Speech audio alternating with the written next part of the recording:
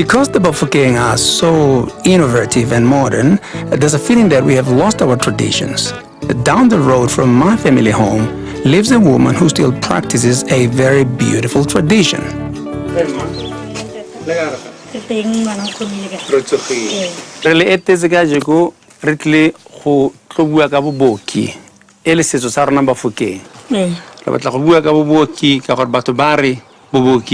Ga se setso se santseng se phela a ke nnete ga se nnete boboki bo teng yana maboko a o ithutana wa rutile ke mang rakgadi nna ke rutile ke koko mo iponi pitso koko ine le motho o neng a ithaopa go bereka ka fa tlase ga kgosi mmanotsi e rile fela ga tsena ba mmoka ka bona ke na le kgatlhego e tona thata ke fa le nna ke mora ke re mma a ko nthutetle a ba nthuta a nthuta maboko a magosi a Sefokeng la ga kgosi mokgatle le la kgosi le ruo lona ke le ikwaletse ka ke kgosi ya ga jaanong o ka re wa ke la leboko la kgosi le ruo le lengwe la kgosi mokgatle ke nnete ke tla dire jalo wena tsa madiba o rra molotlegi bo tla di tsola ngwana makgabetsatsi le penne re batho ba ga mokwena a phokelle tsogile jang a re setlogolo nna ke se gagabisa metsi kwena e mokokotlo o makokoma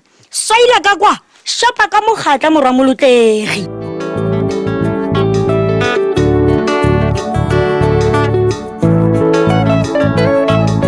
In the early 1800s, most of the land around Greater Rustenburg was registered to poor farmers. The Bafokeng people had been squeezed onto small portions of ancestral land to which they had no legal claim. This made Kgosi Mokgatle very unhappy. He called the Piso to discuss land acquisition for burial and for their children to live on. There was a catch though. African people could legally not buy or own land.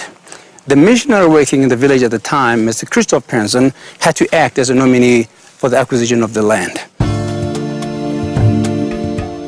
In 1877, battalions of up to 500 men at a time were sent out to the diamond fields and to the neighboring Boer farms to work and bring in money.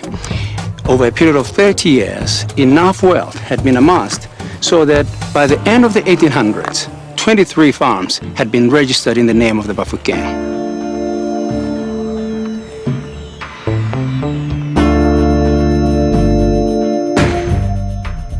Having title deeds to their land meant whatever happened in the future, the Bafokeng land would be secure.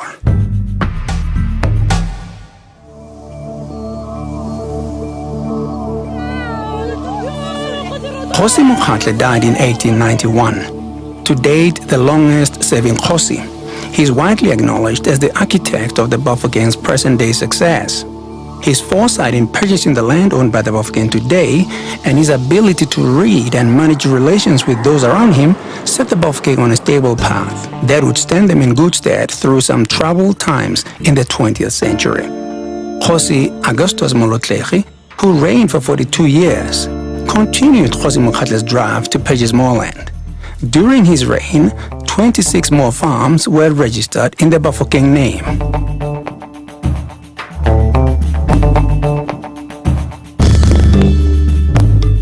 Kgosi after Kgosi guided the Bafokeng through the next 50 years, ensuring Bafokeng rights to the land and also to the mineral wealth under it.